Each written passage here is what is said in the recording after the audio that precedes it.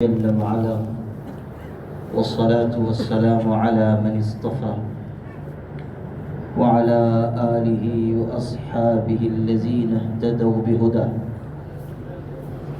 أما بعد، أعوذ بالله من الشيطان الرجيم. بسم الله الرحمن الرحيم.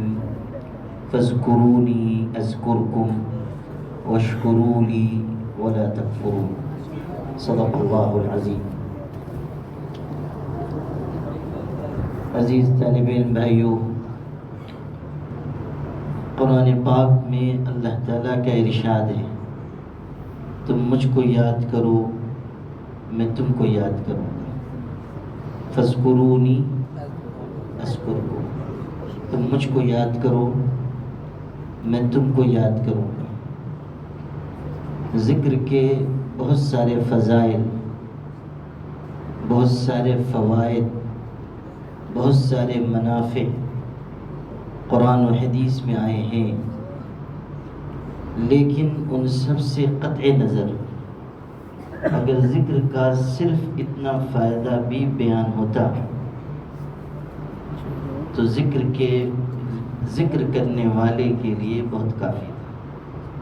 یعنی یہ فائدہ کہ تم مجھ کو یاد کرو میں تم کو یاد کروں، یہ کتنا بڑا وعدہ ہے. فاذکرونی اذکرکم. اچھا، ہم اللہ کو یاد کریں گے تو کہیں گے سبحان اللہ، الحمدللہ، اللہ اکبر. اللہ کی یاد کا یہ مطلب نہیں ہے کہ اللہ ہمارا نام لے. اللہ کی یاد یہ ہے کہ جب بندہ فرش پر کہے گا سبحان اللہ تو اللہ عرش سے اپنی رحمت اس پر اتارے گا. یہ یاد کا مطلب ہے. ہم تو کہیں گے سبحان اللہ اور اللہ اپنی رحمت اتارے گا. ملا علی قاری رحمۃ اللہ علیہ کی تفسیر ہے، تفسیر الملا علی القاری. اس میں اس آیت شریفہ کی بہت ہی عارفانہ تشریح و تفسیر ہے، اور روح المعانی میں بھی اس آیت کا یہ مفہوم بھی ہے کہ فاذکرونی، تم مجھ کو یاد کرو، تم مجھ کو یاد کرو دنیا میں تم کو یاد کروں گا آخرت میں. تم دنیا میں میرا نام لو، آخرت کی منزلیں میں تمہارے لیے آسان کروں. یہ بھی مطلب ہے کہ تم آسانی اور کشادگی میں مجھ کو یاد کرو، میں تمہاری مشکل اور تنگی کے وقت میں تم کو یاد کروں. جو انسان اللہ تعالیٰ کو یاد کرے گا اچھے حالات، جب اس پر کوئی مشکل وقت آئے گا تو اللہ اس وقت اس کی مشکل کو آسان کرے. مشکل کو یہ اللہ کی طرف سے اس کی یاد ہوگی. تم آسانی کے وقت میں مجھ کو یاد کرو، میں تنگی کے وقت میں تم کو. حضرت یونس علیہ السلام جب اپنی قوم سے نکل کر گئے اور دریا کا سفر کر رہے تھے اور طوفان آ گیا اور ان کو کشتی سے دریا میں ڈال دیا گیا اور مچھلی نے ان کو نگل لیا. تو اس وقت ہر طرف اندھیرا ہی اندھیرا تھا. قرآن نے بھی کہا نا، فنادا فی الظلمات نادا فی الظلمات.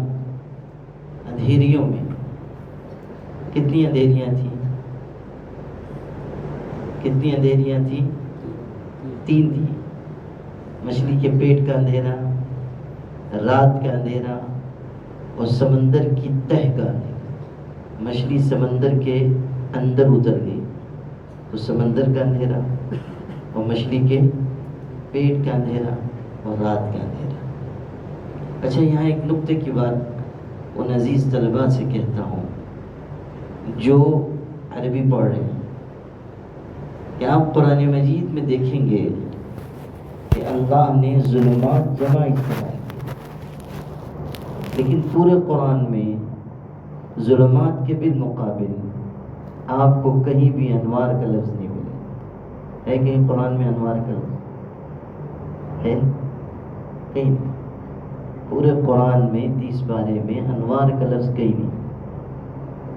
اللہ ولی الذین آمنوا یخرجہم من الظلمات الی الانوار ہے کہ نور ہے؟ نور. حالانکہ ادھر جمع ہے لیکن ادھر استعمال کیا نور. من الظلمات الی النور.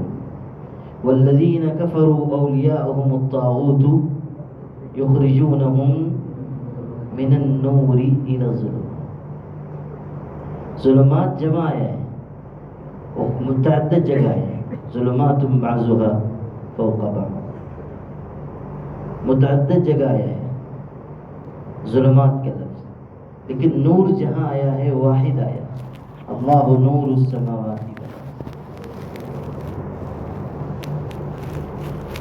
یہ در حقیقت بہت گہرا نقطہ ہے قرآن کا کہ ہمیشہ یاد رکھنا کہ دنیا میں اندھیریاں اور ظلمتیں بہت قسم کی ہو سکتی ہیں، مگر نور ایک ہی ہے اور وہ اللہ کا بتایا ہوا راستہ ہے. وہ الگ نہیں ہو سکتا، راستہ ایک ہے.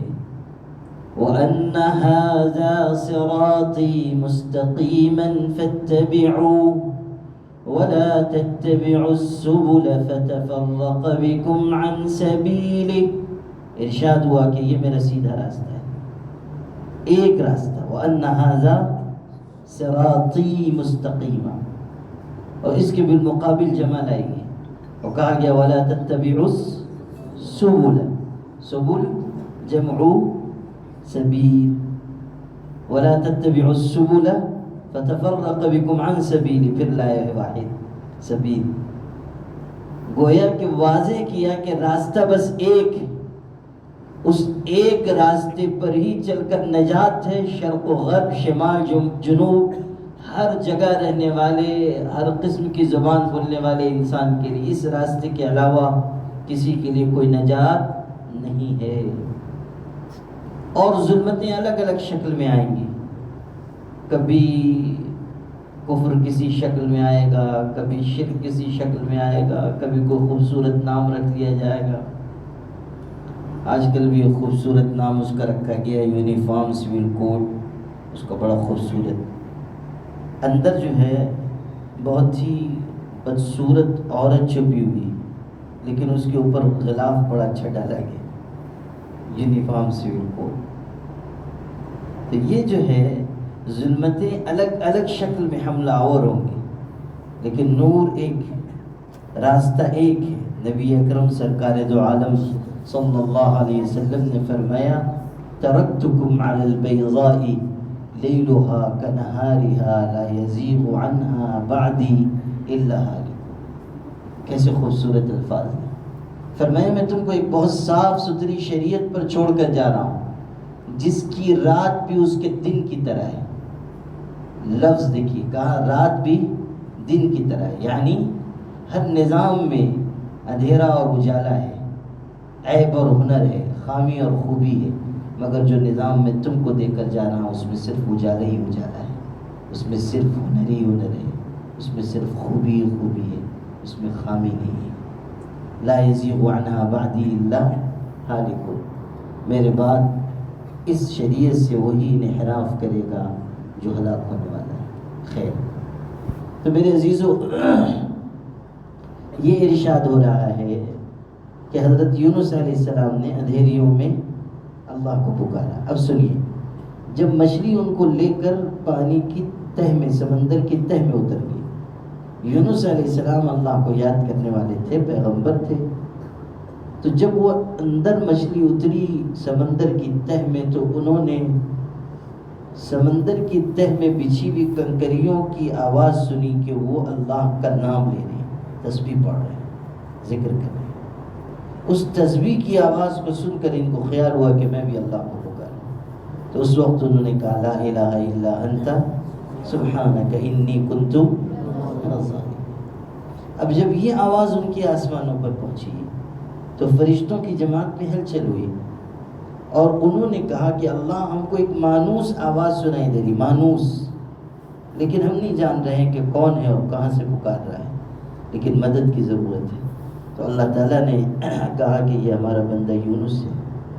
مانوس آواز فرشتوں کے لیے اس لیے تھی کہ وہ ہمیشہ اللہ کو یاد کرتے تھے اور فرشتے اس آواز کو سنتے تھے۔ تو فاذکرونی اذکرکم، تم مجھ کو یاد کرو آسانی کے وقت میں تم کو یاد کروں گا مشکل وقت۔ یہ ہے انسان کو بھول سکتا ہے، اللہ تعالیٰ نہیں بھول سکتا۔ حضرت نوح کے واقعات میں ہے کہ جب طوفان آنے والا تھا تو ایک بڑھیا تھی، مومن تھی، اس نے کہا کہ حضرت جب طوفان آنے والا رہے گا، آپ کشتی بنا رہے ہیں اور سب کو بٹھا دیجیے گا، مجھ کو بھی بٹھا دیجیے۔ انہوں نے کہا ضرور۔ لیکن جب وہ طوفان آیا تو اوروں کو انہوں نے سوار کر لیا اور اس بڑی بی کو بھول گئے۔ اچھا ایک اور بات ہوئی، یہ کہا گیا تھا کہ جانور کا ایک ایک جوڑا بھی سوار کرنا۔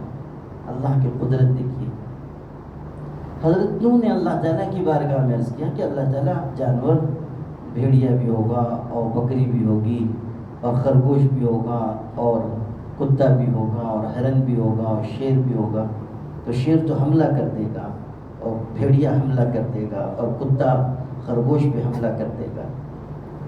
تو اللہ تعالیٰ کی طرف سے جواب یہ آیا کہ دیکھو ان جانوروں کے دل میں ایک دوسرے سے قدورت اور نفرت میں نے ڈالی، میں اس دوری کو تھوڑی دیر کے لیے ختم کر دوں گا، جب تک وہ کشتی میں سوار رہیں گے حملہ نہیں کریں گے، جب کشتی سے اتر جائیں گے تو ان کی فطرت واپس کر دی جائے گی۔ اللہ تعالیٰ کی قدرت ہے، وہ جب چاہتا ہے جس کو چاہتا ہے جوڑ دیتا ہے۔ اب سنیے، حضرت نوح علیہ السلام بھول گئے اور کشتی چلی اور جودی پہاڑ پر ٹھہری۔ اس کے بعد جب پانی اترا، بہت دنوں کے بعد اترا اور یہ لوگ بھی اترے، تو حضرت نوح کو اچانک یاد آئی کہ وہ بڑی بھی تو رہ گئی۔ وہ بیچارے چلے اس کی تلاش میں اور ساری زمین پہ طوفان آیا، سب غرق ہو گئے، لیکن وہاں جا کر دیکھا کہ وہ بڑی بی کی جھوپڑی سلامت ہے۔ قریب گئے تو دیکھا کہ بڑی بی بھی سلامت ہے، تو بڑی حیرت ہوئی۔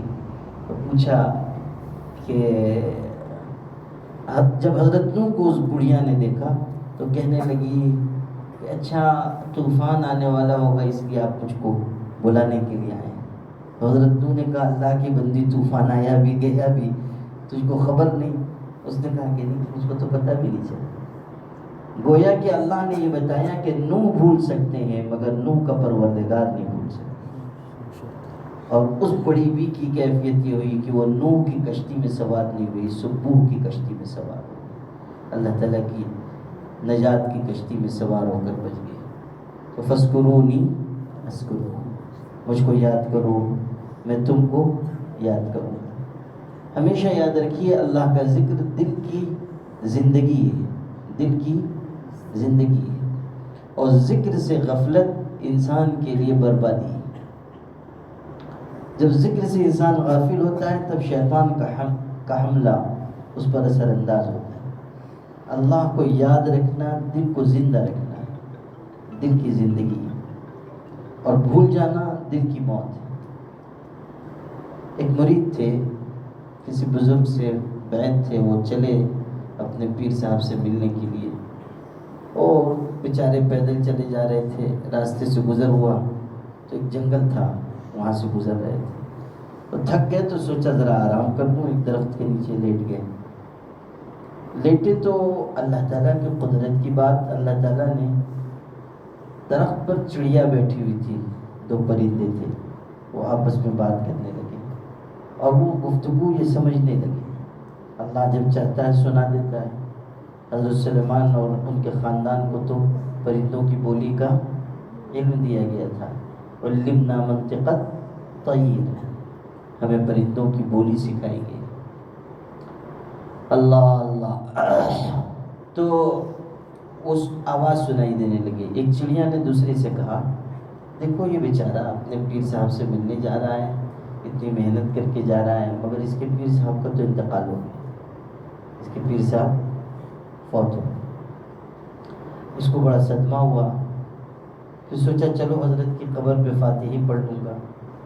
اب جب پہنچا تو دیکھا کہ حضرت تو زندہ ہیں اور مجلس لگی ہوئی ہے اور کچھ بیان فرما رہے ہیں. بڑی حیرت ہوئی. جا کے بیٹھا. جب مجلس مکمل ہوئی مصافحہ ہوا. پیر صاحب نے پوچھا خیریت؟ تو انہوں نے کہا آپ کہاں خیریت, انسان تو انسان, پرندے بھی جھوٹ بولنے لگے, تو خیریت کہاں رہے گی. اچھا کیا ہوا؟ تو انہوں نے بتایا ایسا ایسا ہوا. اس شخص نے, وہ بڑے محقق شیخ رہے ہوں گے, انہوں نے کہا یہ کس دن کا واقعہ ہے, کس وقت کا؟ تو انہوں نے بتایا فلاں دن فلاں وقت. ارشاد فرمایا کہ پیارے چڑیا نے جھوٹ نہیں کہا, جو وقت تم بتا رہے ہو اس وقت میں اللہ کی یاد سے غافل ہو گیا تھا, اور غافل ہونا موت سے دوچار ہونا ہے. تو اس نے صحیح کہا کہ تمہارا پیر مر گیا ہے. اللہ کے ذکر سے غفلت موت ہے. اللہ کے ذکر کی کثرت انسان کے دل کو زندہ کر دیتی ہے. نبی اکرم سرکار دو عالم صلی اللہ علیہ وسلم نے ہمیں اسی کی تعلیم دی. اس لیے عزیزو کچھ نہ کچھ ذکر کا معمول رکھنا چاہیے. کچھ نہ کچھ ہم اللہ کو یاد کریں, ذکر کیا کریں. روزانہ کچھ وقت اللہ تعالیٰ کی یاد میں گزارو گے انشاءاللہ. اچھا دیکھو, ذکر کے بارے میں 3 چھوٹی چھوٹی باتیں اور بتاتا ہوں. ایک ذکر تو یہ ہے کہ ہم زبان سے اللہ کو پکاریں, سبحان اللہ, الحمدللہ, اللہ اکبر. اور ایک ذکر یہ ہے کہ ہم کسی کرنے کے کام کو یہ سوچ کر کریں کہ یہ میرا اللہ کا حکم ہے. جیسے ہم تعلیم حاصل کر رہے ہیں, یہ سوچ کر کے یہ پڑھنا اللہ کا حکم ہے. اور گناہ سے بچیں یہ سوچ کر کے میرے اللہ نے اس سے منع کیا ہے, میرے اللہ نے اس سے روکا ہے. جب انسان کسی گناہ سے رکتا ہے یہ سوچ کر کہ میرے اللہ نے مجھ کو منع کیا ہے, تو یہ بھی بہت بڑا ذکر ہے. یہ ذکر ہے, اللہ تعالیٰ کی یاد ہے, اللہ کا ذکر ہے. اور تیسری بات یہ ہے کہ یہ جو مسنون دعائیں ہیں یہ غیر معمولی ذکر ہے. مسنون دعائیں یہ معمولی چیز نہیں. حضرت نبی کریم صلی اللہ علیہ وسلم نے ہمیں جو موقع محل کی دعائیں سکھائی وہ بہت ہی زبردست ہیں. ان کا معمول بنائیں, ان کو یاد کریں اور ان پر عمل کیا کریں. ہر وقت کی دعا اہتمام سے پڑھیں. یہ نہیں کہ استاد صاحب کہہ رہے ہیں تو پڑھ رہے ہیں. جس وقت کی جو دعا ہے اس کو ضرور پڑھنا چاہیے. اور ان دعاؤں میں بڑی تاثیر ہے, اور ان دعاؤں میں بہت طاقت ہے. اور نبی کریم صلی اللہ علیہ وسلم نے ہمیں ہمارے فائدے کے لیے, حفاظت کے لیے, دنیا اور آخرت کی کامیابی کے لیے عجیب عجیب نسخے سکھائے. آپ سب نے قصہ سنا ہوگا کہ حضرت ابو درداء رضی اللہ عنہ سے کسی نے کہا کہ تمہارا مکان جو ہے وہ جل رہا ہے, آگ لگ گئی. انہوں نے کہا نہیں, ممکن نہیں. انہوں نے کہا میں اپنی آنکھوں سے دیکھ کر آیا ہوں. کہا تمہاری آنکھیں جھوٹی ہو سکتی. پھر وہ شخص گیا, تحقیق کی تو پتہ چلا کہ آس پاس کے سب مکان جل گئے, ان کا مکان محفوظ ہے. تو انہوں نے پوچھا کہ اتنے یقین سے آپ نے کیسے کہا؟ آگ کے شعلے اتنے بلند تھے کہ لگتا تھا آپ کا مکان بھی جل رہا ہے, لیکن ادھر اور ادھر کا گھر جل گیا, آپ کا گھر محفوظ ہے. تو انہوں نے کہا کہ حضور صلی اللہ علیہ وسلم نے مجھ کو ایک دعا سکھائی تھی کہ اگر اس کو پڑھ لو گے کوئی حادثہ نہیں پیش آئے گا. اللہم انت ربی لا الہ الا انت علیک توکلت وانت رب العرش الکریم. ماشاء اللہ ہوگا. آخر تک یہ دعا حوادث سے بچنے کے لیے ایک دفعہ پڑھنے کی تعلیم ہے, صبح اور شام. اور یہ بتایا گیا کہ جو پڑھ لے گا وہ محفوظ رہے گا. آپ غور کیجئے کہ اللہ نے کیسی طاقت رکھی ہے. ارشاد ہوا کہ کسی مصیبت میں مبتلا شخص کو تم نے دیکھا اور دعا پڑھی الحمدللہ الذی عافانی مما ابتلاک بہ وفضلنی علی کثیر ممن خلق تفضیلا. حدیث میں ہے کہ وہ بلا وہ مصیبت تم پر نہیں آئے گی. یقین ہو, ہم نے کسی بیمار شخص کو دیکھا کہ کینسر کا بیمار ہے, ہم نے دعا پڑھ لی, اللہ تعالیٰ اس بیماری سے ہماری حفاظت فرمائے.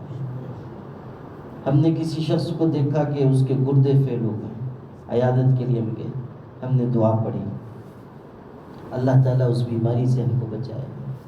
یہ ذکر کی طاقت ہے، یہ دعا کی قوت ہے. دعا میں اللہ نے بہت غیر معمولی تاثیر رکھی. حضرت عمر ابن خطاب کے بارے میں ایک صاحب اپنے بچے کو لے کے آئے ان کے پاس. وہ بچے کے چہرے پہ عجیب اثر تھا، کچھ نورانیت تھی. تو حضرت نے کہا اس کی کوئی خاص بات معلوم ہوتی.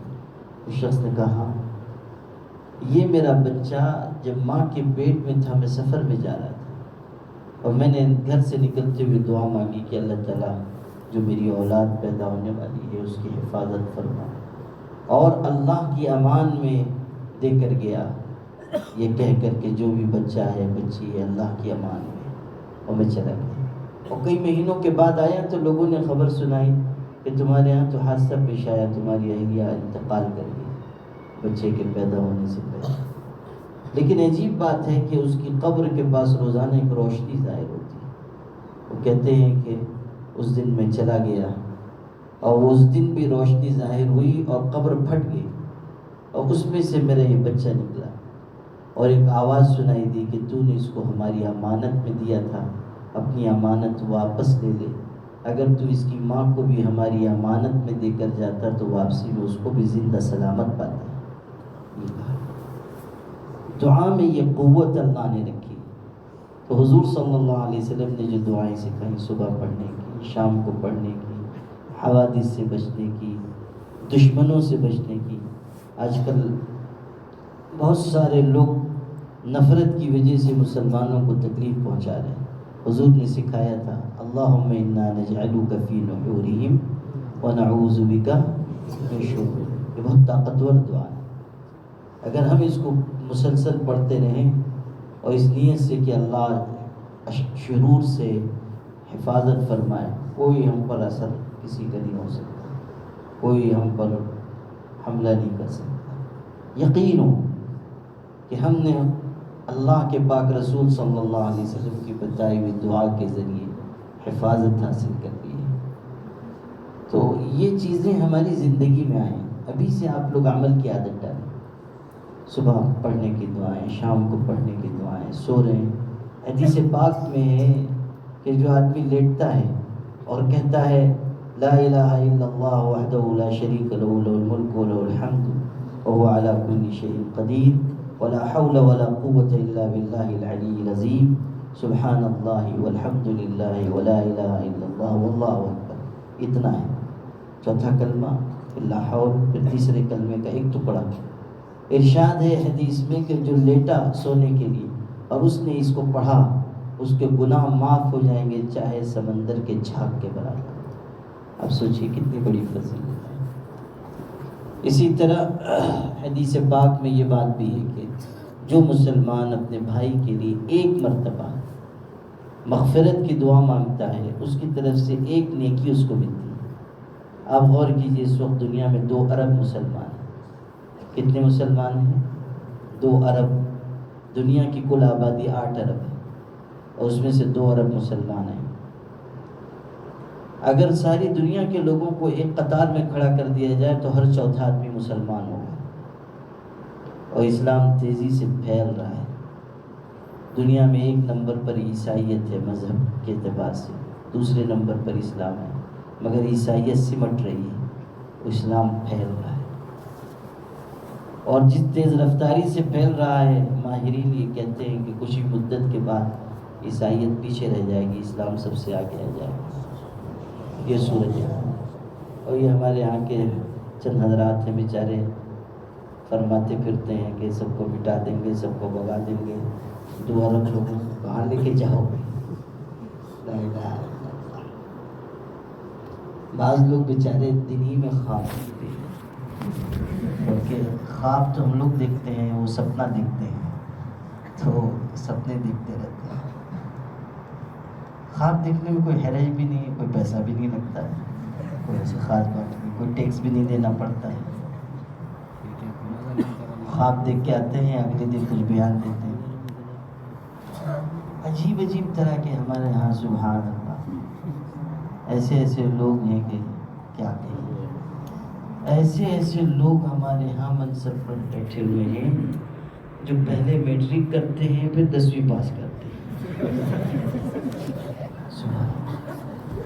کیا کہنا ہمارے ملک کا، اپنا ملک واقعی بہت خوبصورت ہے. اور علاقوں میں اپنے ملک کی خصوصیت دیکھیے کہ اور علاقوں میں امام پیدا ہوئے، مجتہد پیدا ہوئے، عالم پیدا ہوئے، ولی پیدا ہوئے. ہمارے ملک کی زمین اتنی زرخیز ہے کہ ولی بھی پیدا ہو گئے اور نبی بھی پیدا ہو گئے. جھوٹے جھوٹے نبی ایک سے ایک پیدا ہو. وہ پہلے ایک غلام احمد قادیانی تھا، آج کل ایک شکیل ابن حنیف ہے. وہ بھی کہتا ہے میں مہدی بھی ہوں، میں عیسیٰ بھی ہوں. صرف مہدی نہیں، عیسیٰ بھی. مہدی تو الگ ہوں گے، عیسیٰ الگ ہوں گے. لیکن بیچارے نے سوچا جب دعوی کرنا ہے اور جھوٹے ہی کرنا ہے تو ایک کیوں کرے. اس نے دو ٹھوک دی، عیسیٰ بھی ہوں اور میں مہدی بھی ہوں. اچھا، لوگوں نے اس سے کہا کہ ارے میاں، عیسیٰ علیہ السلام تو اس وقت آئیں گے جب دجال ظاہر ہوگا، دجال ابھی آیا نہیں تو تم کہاں سے ٹپک پڑے. اس میں ہے نا کہ جب دجال آئے گا تب عیسیٰ علیہ السلام آئیں گے نا. بخاری میں ہے حضرت عیسیٰ تشریف لائیں گے، دجال کو قتل کریں گے اور یقتل الخنزیر، خنزیر کو بھی مار ڈالیں گے، جزیے کو ساقط کر دیں گے، یکسر الصلیب، صلیب کو توڑ دیں گے، وغیرہ وغیرہ وغیرہ. پوری تفصیل ہے. تو اس سے کہا گیا کہ تم کیسے چلے آئے. تو سنو دلیل کیا دی. کہنے لگے دیکھو حدیث میں ہے نا کہ دجال جو آئے گا اس کی پیشانی پر لکھا ہوگا کافر. کیا لکھا ہوگا؟ کافر.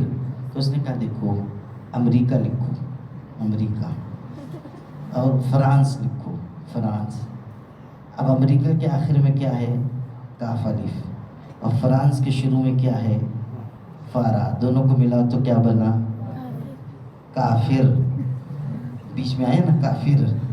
تو یہ دونوں ملک دجال ہیں. چونکہ یہ آ گئے ہیں اس لیے میں بھی تشریف لے آیا. آپ بتائیں، اس کو تو مشورہ دینا چاہیے کہ مدرسہ عربیہ تلوجہ میں داخلہ لے لیں، یہاں کی پڑھائی کریں. عجیب عجیب لوگ ہیں ہمارے ملک میں، ایک سے ایک کوالٹی کے لوگ ہیں. وہ جو پیدا ہوا تھا قادیانی، 36 قسم کی بیماریاں تھیں، صحیح دکھائی نہیں دیتا تھا.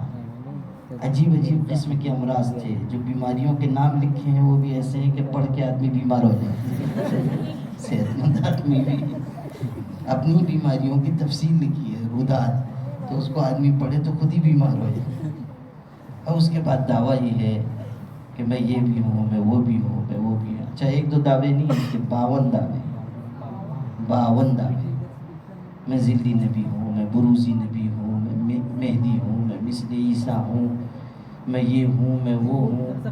پھر انبیاء مجھ میں حلول کر گئے اور یہ ہوا، وہ ہوا، وہ ہوا، طرح طرح کی بات. اچھا، لوگوں نے کہا کہ بھائی جب آپ پیغمبر ہیں تو آپ پر کچھ وحی بھی تو اترتی ہوگی. تو انہوں نے کہا ہاں اترتی ہے. اب جو انہوں نے وحی پڑھ کر سنائی تو اس میں نحو و صرف کی 36 غلطیاں. تو لوگوں نے کہا کہ بابا اس سے اچھا کہ وحی اترے ہی نہیں آپ پہ. اچھا، خبط الحواس ایسا تھا کہ اس کو میٹھا کھانے کا بہت شوق تھا. جیب میں وہ گڑ کے ٹکڑے رکھتا تھا اور بار بار پیشاب آنے کی بیماری تھی تو صدری کی دوسری جیب میں مٹی کے ڈھیلے رکھتا تھا استنجا کرنے کے لیے. کبھی ایسا ہوتا کہ مٹی پھانکتا رہتا تھا، گڑ سے استنجا فرماتا تھا. خبط الحواس اتنا تھا. اور اس کے بعد دعویٰ تھا کہ میں نبی ہوں. وہ نا ایک پروفیسر تھا، پروفیسر لوگ ذرا غائب دماغ ہوتے ہیں بیچارے، وہ تشریف لے گئے پڑھانے کے لیے. تو کالج میں لیکچر دے رہے تھے. تو لیکچر دیتے دیتے پھر انہوں نے کہا کہ ذرا میں تم کو پریکٹیکل کر کے بتاتا ہوں. تو وہ تجربہ کرنے کے لیے انہوں نے جیب میں ہاتھ ڈالا اور نکالا ہاتھ. تو پریکٹیکل ان کو کر کے دکھانا تھا. میڈک پہ تجربہ کرتے ہیں، ادھر کاٹے ادھر پیٹے، یہ کیا، تو اس پہ کر کے دکھانا تھا. لیکن جب انہوں نے ڈالا تو جیب میں سے لڈو نکلا، میڈک نہیں نکلا. تو وہ لڈو کو بہت غور سے دیکھتے رہے، تھوڑی دیر متفکر رہے. اس کے بعد پھر بڑی معصومیت سے کہنے لگے کہ پھر وہ جو میں نے راستے میں کھایا تھا وہ کیا تھا؟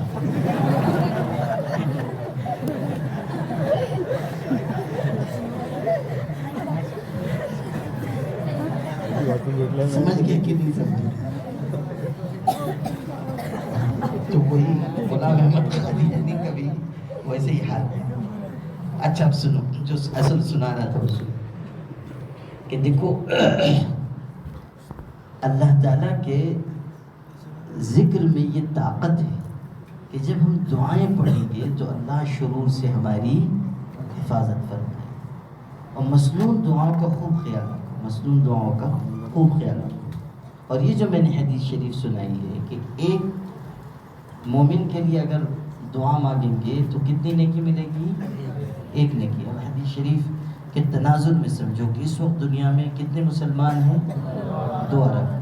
اگر ہم سب کے لیے مغفرت کی دعا مانگیں گے تو ہم کو کتنی نیکی ملے گی؟ تو یہ دیکھیے حدیث شریف میں ہے کہ یہ دعا مانگا کرو، اللہم اغفر لی وللمؤمنین والمؤمنات والمسلمین. اگر ہم اتنی دعا پڑھیں گے تو اللہ کی ذات سے امید ہے کہ وہ ہم کو 2 ارب نیکی عطا کرے. کتنی نیکی؟ 2 ارب. صحیح حدیث ہے کہ مسلمان کے لیے مغفرت کی دعا کرو گے ایک نیکی ملے گی. اب 2 ارب مسلمان ہیں تو 2 ارب نیکی ملے گی. تو اس لیے ان سب دعاؤں کا اہتمام کیجیے. حفاظت کی دعائیں، موقع محل کی دعائیں، صبح شام پڑھنے کی دعائیں، مریض کو دیکھنے جا رہے ہیں، گھر میں کوئی بیمار ہے اس کے اوپر دم کرنا ہے. حدیث شریف میں جو دعائیں ہیں وہ پڑھ کر دم کیجیے. ہمیں کہیں تکلیف ہو رہی ہے، درد ہو رہا ہے، حضور صلی اللہ علیہ وسلم نے جو بتایا ہے اس کے مطابق عمل کریں. یہ اگر ہم کریں گے تو ہم ذاکر بن جائیں گے. کیا بنیں گے؟ ذاکر. تو خیال کریں گے انشاءاللہ، سب دعائیں یاد کریں گے اور پڑھا بھی کریں گے. جزاک اللہ. تو اس کا خوب اہتمام کریں. مسنون دعائیں صرف یاد نہ کریں، پڑھنے کی عادت ڈالیں. عمل چھوٹے سے چھوٹا ہو اس کو ہم زندگی میں لائیں گے تو اللہ تعالیٰ اس کو نجات کا ذریعہ بنائے. امام ابو داؤد جو صحاح ستہ میں سے ابو داؤد شریف کے مصنف ہیں، ان کے بارے میں ہے کہ وہ تشریف لے گئے تھے دریا کے کنارے کسی کام سے. دریا کے کنارے گئے ہوئے اور وہاں پر کچھ فاصلے پر گہرے پانی میں جہاز لگا انداز تھا، جہاز ٹھہرا ہوا تھا. اور جو جہاز ہوتا ہے وہ کنارے تک نہیں آ پاتا. کشتیوں میں لوگ جاتے ہیں، کشتیوں میں لوگ آتے ہیں، تو ایک کچھ کشتی والے کنارے رہتے ہیں، کرائے پر لے جاتے ہیں جہاز تک. تو یہ کنارے کھڑے ہوئے تھے. اچانک ایک صاحب کو، جو جہاز میں بہت سارے لوگ سوار تھے اس جہاز میں، تو ان میں سے ایک صاحب کو چھینک آئی. تو انہوں نے کہا الحمدللہ. ابھی اگر یہاں سے کہہ دیتے دور ہی سے یرحمک اللہ تو کافی ہو جاتا کہ نہیں ہو جاتا؟ کافی ہو جاتا. اچھا یہ بھی جو سب الفاظ ہمیں سکھائے گئے ہیں یہ سب بھی اللہ کا ذکر ہے. کیا ہے؟ اللہ کا ذکر ہے. یہ اسی لیے سکھائے گئے ہیں کہ ہر وقت ہم ذاکر رہیں، بات چیت کر رہے ہیں اللہ کا نام لیں. کوئی تعجب کی چیز دیکھیں سبحان اللہ کے، وہ بلندی پہ چڑھ رہے ہیں اللہ اکبر کے، اتر رہے ہیں تو سبحان اللہ کے، ہموار زمین ہو تو الحمدللہ کے. آئندہ کوئی چیز کرنی ہے تو کیا کہیں؟ کوئی چیز پسند آئے تو کیا کہیں؟ یہ سب کیوں سکھایا گیا؟ اسی لیے کہ ہم ذکر کرنے والے بن جائیں. آج کل آپ دیکھیں گے مسلمانوں کو شعور بھی نہیں ہے. ہمارے یہاں خانقاہ میں بہت سارے لوگ آتے ہیں، ان سے کہیے کہ آپ ٹھیک ٹھاک ہیں؟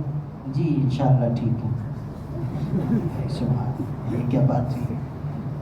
اچھا آپ اس پر عمل کریں گے؟ جی ماشاءاللہ عمل کروں گا.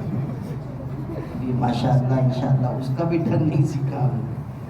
ہم لوگ جب پڑھتے تھے عربی ادب تو اس میں قصہ تھا، سناتا ہوں آپ لوگ، دلچسپ قصہ ہے. وہ ایک صاحب تھے، جا رہے تھے گائے خریدنے کے لیے. وہ جا رہے تھے، ایک صاحب مل گئے راستے میں. کہا کدھر جا رہے ہو؟ کہا بازار جاؤں گا، گائے خریدوں گا، گھر لاؤں گا، دودھ دے گی، یہ ہوگا وہ ہوگا. لمبی کہانی سنائی اور سب میں مستقبل کے صیغے، ایسا کروں گا، ایسا کروں گا، ایسا کروں گا. شیخ چلی کے سگے بھتیجے رہے ہوں. شیخ چلی والا قصہ تو معلوم ہے؟ کون والا ہے؟ کیا؟ انڈے والا نا؟ ہاں. وہ جو گھی کا ڈبہ لے کے جا رہا تھا، معلوم ہے نا کہ نہیں؟ شیخ چلی جو ہے وہ جا رہا تھا، ایک سپاہی جا رہا تھا، سپاہی کے سر میں گھی کا ڈبہ تھا، اس نے کہا لے کے چلو گے تو وہ اجرت دوں گا، اس نے کہا، اس نے رکھوا دیا، کتنا پیسہ دو گے؟ کہا 2 پیسے، اس زمانے میں 2 پیسہ دوں، ٹھیک۔ اب یہ سر پہ لے کے چلا تو سوچ رہا 2 پیسے میں انڈا لوں گا، اس سے پھر بچہ نکلے گا، پھر مرغی ہوگی، پھر بہت ساری ہو جائے گی، پھر وہ سب انڈے نکلا دے گی، پھر چوزے ہو جائیں گے، پھر بہت ساری مرغیاں ہو جائیں گی، پھر بکری خریدوں گا، پھر بکریوں کا ریوڑ ہو جائے گا، پھر گائے خریدوں گا، پھر اونٹ خریدوں گا، پھر گھر بناؤں گا، پھر شادی کروں گا۔ یہ جو ہمارے سب دلی میں بیٹھے ہوئے ہیں سب شیخ چلی کی اولاد ہے، تو وہ بھی ویسے ہی سب پوری کہانی بنا رہا ہے، ایسا ہوگا ویسا ہوگا ویسا ہوگا، پھر شادی کروں گا، پھر اولاد ہوگی، پھر میرا بچہ آئے گا کہے گا ابو پیسہ دو، کہوں گا چل بھاگ یہاں سے، تو چل بھاگ کا تو جو ڈبہ تھا وہ نیچے گر گیا، سارا گھی خراب ہو گیا۔ تو سپاہی نے اس کو ایک لات ماری، کہا کم بخت میرا سارا گھی گرا دیا۔ تو اس نے الٹا اسی کو گھور کے دیکھا اور کہا تیرا تو گھی کا ڈبہ گیا، میری تو مرغی گئی، بکری گئی، محل گیا، بیوی گئی، بچہ گیا، سب چلا گیا۔ تو جو شیخ چلی کا بھتیجا رہا ہوگا تو اس نے بھی کہا میں جاؤں گا بازار اور پھر یہ خریدوں گا، گائے خریدوں گا، پھر یہ ہوگا، پھر وہ ہوگا۔ تو وہ جو صاحب تھے انہوں نے کہا کہ تم انشاءاللہ تم نہیں کہہ رہے انشاءاللہ جاؤں گا پھر ایسا کروں گا؟ اس نے کہا انشاءاللہ کرنے کی کیا ضرورت ہے، میری جیب میں پیسہ ہے، بازار میں گائے ہے، خرید لوں گا، یہاں انشاءاللہ کہنے کی کیا ضرورت ہے؟ وہ بیچارے چپ چاپ چلے گئے، یہ بھی چلا گیا۔ اب جب گیا اور بہت ساری گائے دیکھی، پھر ایک گائے پسند آئی، اس کو سودا کیا، پھر پیسہ دینے کے لیے جیب میں ہاتھ ڈالا تو معلوم ہوا جیب کٹ گئی، پیسہ سب غائب۔ اب بہت پریشان ہوا، اب واپس ہوا، واپس ہو رہا تھا، اللہ کی تقدیر کے وہی صاحب پھر مل گئے جو جاتے ہوئے ملے تھے۔ تو انہوں نے دیکھا کہ چہرہ اترا ہوا ہے تو پوچھا کیا ہوا؟ کہنے لگے میں یہاں سے انشاءاللہ بازار گیا، وہاں انشاءاللہ میں نے گائے پسند کی، پھر انشاءاللہ سودا ہوا، پھر جیب میں ہاتھ ڈالا تو انشاءاللہ جیب کٹ گئی، پھر وہاں سے میں مایوس ہو کے آیا، انشاءاللہ اب تم سے بات کر رہا ہوں انشاءاللہ۔ تو اس نے کہا ان هذا الموضع ليس موضع انشاءاللہ، پہلے جہاں کہنا تھا وہ جگہ تھی، اب یہ تھوڑی جگہ ہے، ہر جملے میں انشاءاللہ ہی ہے۔ تو یہ جو ہم کو الفاظ کلمات سکھائے گئے ہیں، کیوں سکھائے گئے؟ تاکہ ہم کیا ہو جائیں؟ ذاکر بنے۔ کیا بنے؟ ذاکر۔ اب جب اس شخص نے کہا، میں حضرت امام ابو داؤد کا قصہ سنا رہا تھا، جب وہ جہاز والے شخص کو چھینکا، اس نے کہا الحمدللہ، تو حضرت یہاں سے کہہ دیتے یا رحمک اللہ تو کافی تھا۔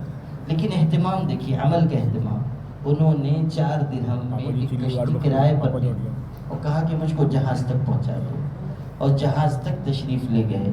وہ سمجھا کہ جہاز میں سوار ہونا ہوگا، لیکن وہاں گئے، چہرہ اٹھا کر اس کو دیکھا اور کہا یرحمک اللہ، ایک سنت پر عمل کرنے کے لیے اتنا اہتمام کیا۔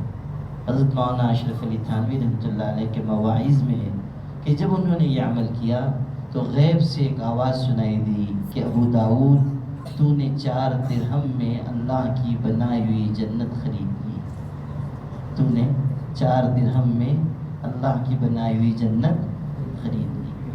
تو میرے عزیزوں، میرے جگر کے ٹکڑوں، اس حقیقت کو سمجھو کہ ہم عمل اگر کریں گے تو اللہ تعالیٰ اس عمل کی برکت سے ہمیں دنیا اور آخرت میں کامیاب فرمائے گا۔ سمجھ گئے بات؟ تو عمل کرو گے آج سے انشاءاللہ۔ خلاصے کے طور پر 3 بات کہتا ہوں، دیکھو، دعا روزانہ کچھ نہ کچھ دعا مانگا۔ نمبر 2، مصنون دعاؤں کا خوب اہتمام کرو۔ نمبر 3، فرض نماز کے بعد تھوڑے سے ذکر کر لیا کرو۔ ابھی بہت زیادہ ذکر نہیں بھی کریں گے آپ، چل جائے گا، آپ کا پڑھنے ہی ذکر ہے۔ یہ نہیں کہ پڑھائی کا وقت ہو گیا اور تصویر لے کے بیٹھے ہوئے ہیں، یہ نہیں چلنا ہوتا۔ یہ جو پڑھائی ہے ہماری، یہ خود بہت بڑا ذکر ہے، لیکن علیحدہ سے بھی تھوڑا سا ذکر کرنے کی عادت ڈالو، کرو گے انشاءاللہ۔ اللہ تعالیٰ ہم سب کو عمل کی توفیق عطا فرمائے۔